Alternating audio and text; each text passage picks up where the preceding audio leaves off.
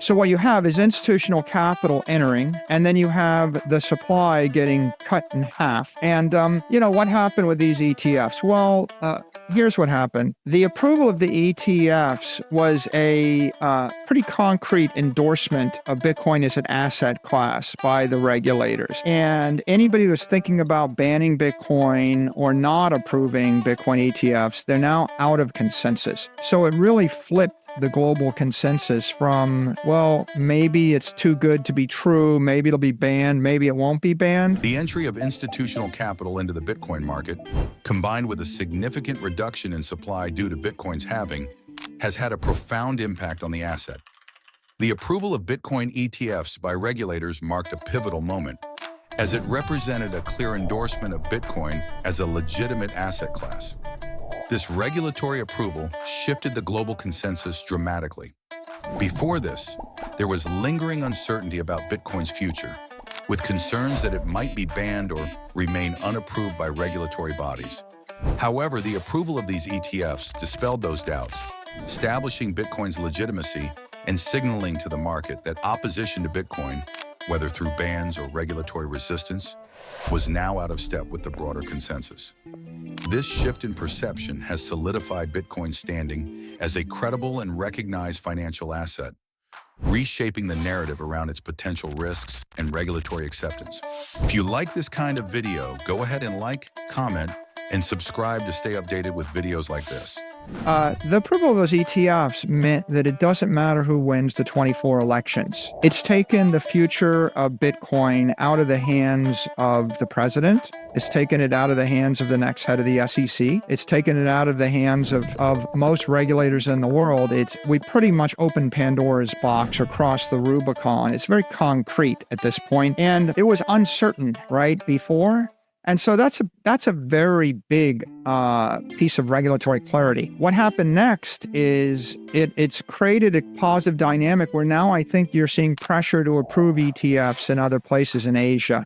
You'll probably see Hong Kong spot ETFs. You'll probably see them get approved in any country where people are on the fence. It also created a fee war. It used to be that you paid 2.5%, to hold your money in Grayscale. And all of a sudden, now you're paying 1.5% at Grayscale, but you're paying 25 basis points at BlackRock, or you're paying 20 basis points and even 19 basis points. Not only did that bring down fees for institutional holders of Bitcoin in the US, it also put pressure on international fees. So you actually saw a rippling effect, and people with European or Canadian or other spot ETFs in the rest of the world that had 100 basis point fees or 150 basis point fees, they're having to bring down their fees because otherwise the capital will flow out of their instrument into the lower cost instruments. So convert the math here. If you have an infinite duration asset and you're going to put,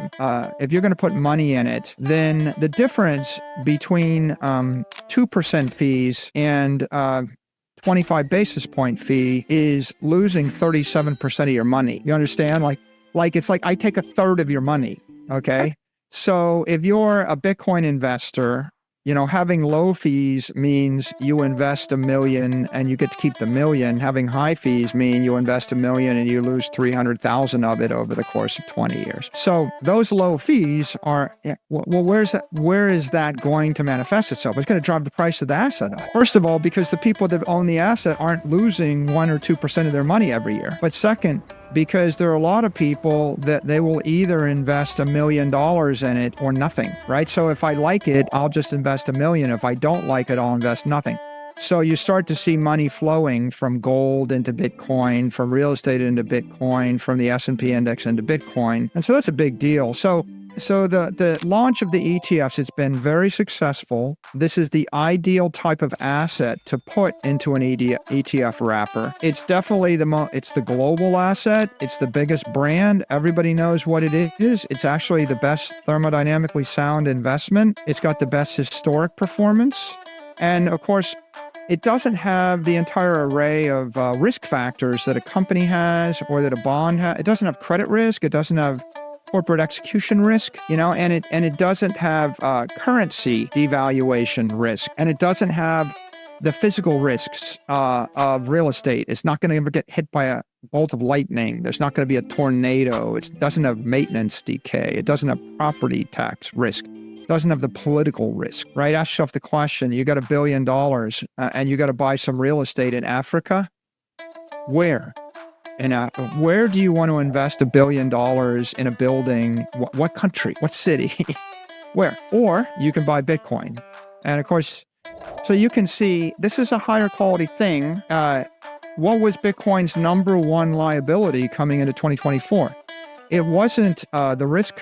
It wasn't the thermodynamic risk factors. It wasn't the technical capabilities. The number one risk factor of Bitcoin coming into 2024 was a government would ban it. But see what just happened in January? The opposite, right? So most of the FUD around Bitcoin is, oh yeah, it's too good to be true. And because it's too good to be true, the government's going to hate that you bought it and they're going to take it away from you. The approval of Bitcoin ETFs has significantly altered the financial and regulatory landscape, providing crucial clarity and stability for Bitcoin's future. Before the approval, Bitcoin's regulatory status was uncertain and heavily influenced by political figures such as the US president or the head of the SEC.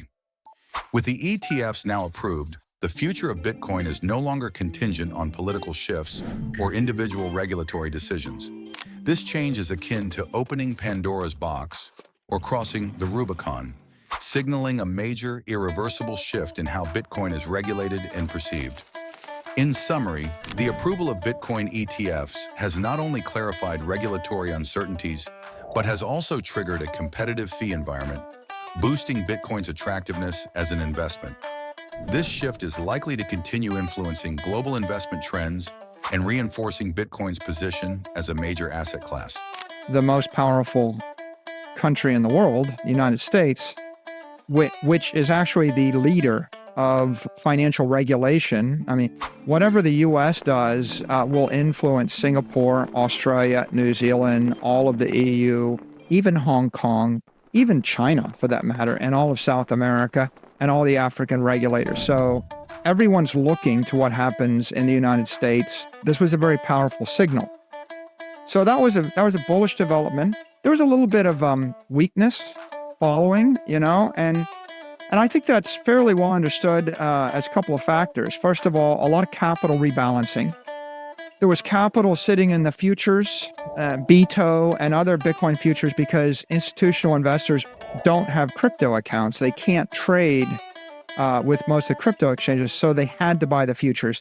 And the cost of rolling a Bitcoin position in the futures is like 10%. Imagine you have $1 million and someone charges you $100,000 a year just to have the trade on, right? I mean, so you could see anybody with that position, they roll out of the futures and they're rolling into the spot. So there's a lot of that. There were some people rebalancing. They had positions in Bitcoin companies and the miners and MicroStrategy, et cetera. And they're rolling out of those trades or rebalancing or arbitraging.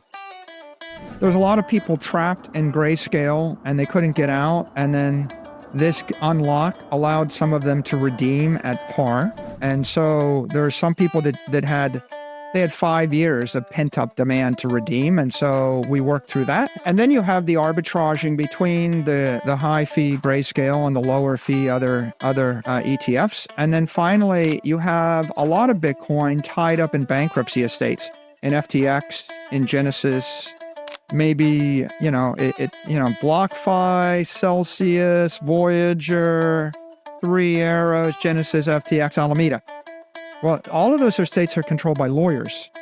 And the lawyers aren't they're not hedge fund managers. They're not even 10-year investors, right? The lawyers have legal and process constraints. And maybe what they want to do is just wind down the trust, pay out the trustees, declare, or the creditors declare a victory and move on, right? The discussion focuses on the significant influence of U.S. financial regulation on global markets, particularly in the context of cryptocurrency. As the leader in financial regulation, the decisions made by the United States have a ripple effect across the world, influencing markets in regions such as Singapore, Australia, New Zealand, the EU, Hong Kong, China, South America, and Africa. Recently, a bullish signal was observed in the crypto market following certain regulatory developments in the US, but this was followed by some market weakness due to several factors. Recently, the US Securities and Exchange Commission, SEC, has been scrutinizing various cryptocurrency exchanges and products, leading to increased uncertainty in the market.